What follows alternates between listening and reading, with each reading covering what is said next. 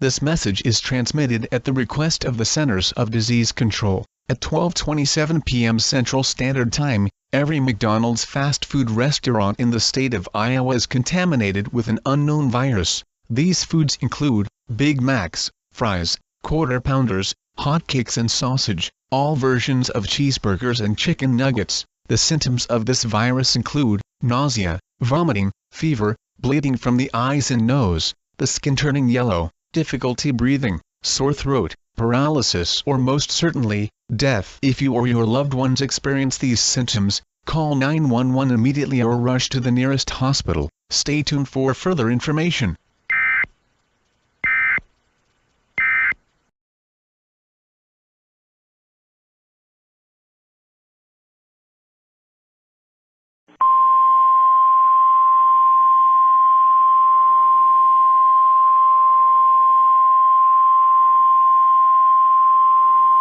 An administrative message from the Centers for Disease Control. A cure for the sickness from the contaminated food at McDonald's has been developed and 300 people were cured, 1,000 people died. Anyone who is still sick will be cured in the next 5 minutes. However, the contamination is still active and anyone who eats McDonald's will become sick.